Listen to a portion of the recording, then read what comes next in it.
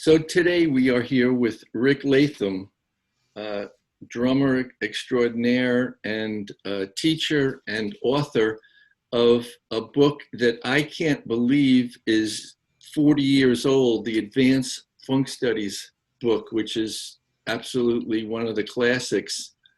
And congratulations, it's Rick Latham here with us today. Thank you, Rob. Great to see you, man. Thanks for having me. Thanks for having me. Yeah, it's incredible, man. Sometimes I can't even believe it's 40 years, man. Celebrating 40 years this year. Crazy. Tell us a little bit about the writing of the book, like what inspired you to write it?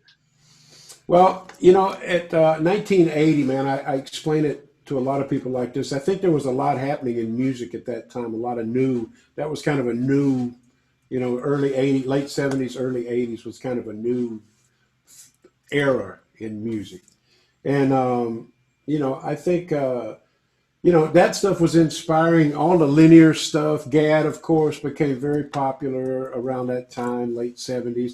I was going to graduate school at North Texas working on my master's and had gotten a scholarship, a teaching assistantship.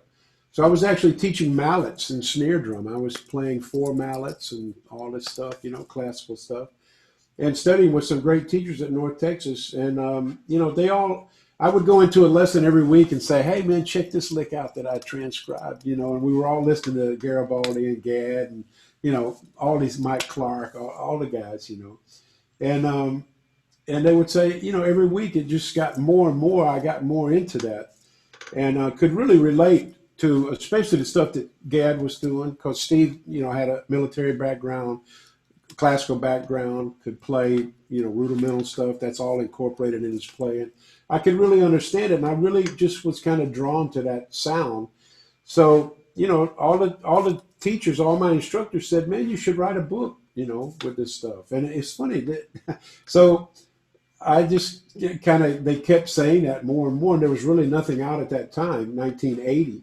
There were a few books out, but not one that really focused on that style, So, man, it just, from all the stuff that I was transcribing and listening to, I, started working on the book and published it myself. We were talking earlier, I did every note in that book by hand, which is really still hard to believe. Every note head, every note stem, every cross tie, all handwritten. There were no computers at that time, no software to do stuff, unless you were, professional engraver or something.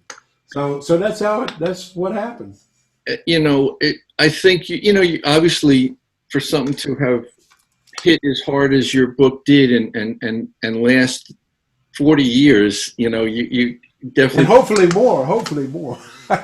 The 40, man, I don't know if I'll be there, but, going, but, it's, I think it's the content that the great stuff survives, and there are a handful of books that obviously, like Stone and Ted Reed and those books that have become really Bibles for everybody, and the Advanced Funk Studies book is absolutely, to me, in that same world when you think about classic drum books. Well, thank you, man. Just sorry, don't mean to interrupt you, but it's funny that you mentioned that, and because Louis, the first time I met Louis Belson, he had one of my books in his briefcase, man. I couldn't believe it. He said, "Hey, Rick, yeah, I know who you are, man. You wrote that book." He said, "That funk book. I got one in my briefcase," and he fucking had it in his briefcase. And then we went on later, and we became friends, and he said it's like a Bible to him. And then Ed Shaughnessy said, and you mentioned stick control, Ed called it the stick control of funk.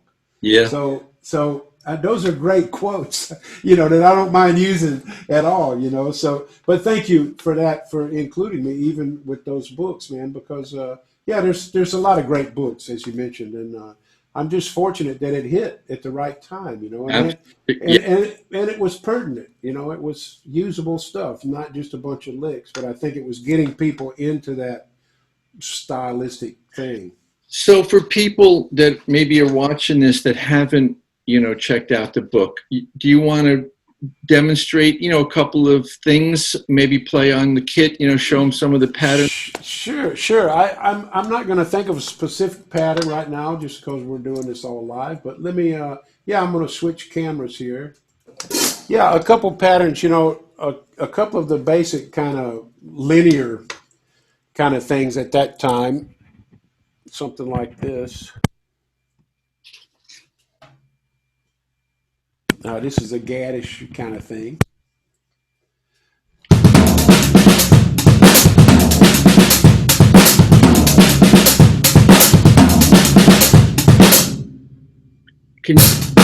Sorry. Can you slow it down?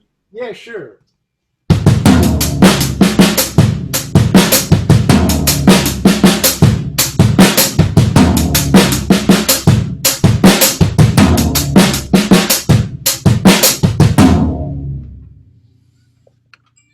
Nice. And then something like a more kind of groove pattern.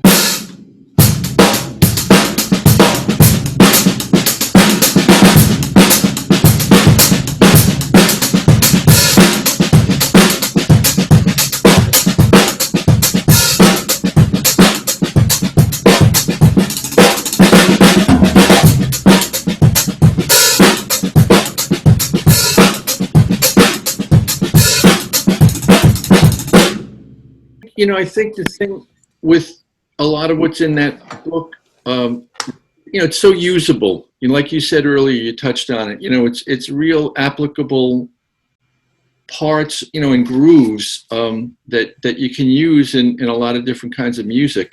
And I think that that's really what connected with people. Tell us. I know there's audio comes. I know I love the digital format because you just touch the audio icon and you can hear the audio play. You don't need to fumble and find the CD or go online and download it. So the Hudson digital version, I think, is really, really useful for the book. Sure, man. I'm very happy to be with you guys, man, because you guys, you've been doing that stuff for a long time and you have it down, and you did a great job. Thank you. Tell us what's on the audio. Every lick in the book, both books are on the audio. So it starts, I think the introductory exercises are not on the audio, but after that, in the funk book, every pattern is played by me. So, originally the book had cassettes when it came out, and then we went to CDs, and then I did the DVDs and VHS tapes and stuff. But but every lick of each book, all the exercises, every exercise is played by me. And the funk book, that was done 40 years ago, and the sound was very dead and very dry. So the sound is that style. I've heard a lot of guys say, "Oh man, the sound is so bad on that funk," but that's the way drums sounded back then, real dark and dead, and Gad with his blue hydraulics. That's what it was. That was the sound, yeah, and yeah. It was a popular sound on records for a while. Exactly. No question. Yeah. Well, that's great. Anything else you'd like to add that would steer people to the funk book that yeah, I think one interesting thing too, the reason, man, that a lot of schools use my book is because it has, aside from all the exercises, which I think, and you mentioned are useful, still useful today in various musical styles, there are 10 solos in the back of the book that a lot of schools use those solos for, like, juries and things like that, competitions, and to grade people. So I wanted to write not only a lot of great patterns and things you could use, but how to utilize them in a musical setting. So each solo in the back is based on kind of a different guy. Not many people even know that, but one solo is like Steve Gadd, one is like Harvey Mason, one is like Mike Clark, I kind of thought about these different guys. I didn't say that in the book. So a lot of people like the solos in the back, which are nice. So I think it's still a great book, man. And I thank everybody out there for still using it and, passing it on to other students. So, and thank Hudson for having it digitized now. So that's great. Well, we're real glad to have it. It's a classic book, and you know, I don't know if we'll be doing this in 40 years from now, but hopefully the book will be going strong for another 40, you know? Would be great to celebrate the 80th, man. That's for sure. All right, Rick, thank you. I appreciate it. Thanks for taking the time today. And, you know, we'll be in touch. Okay, Rob. Great to see you, man. Thank you. Brother. Stay healthy. Stay safe.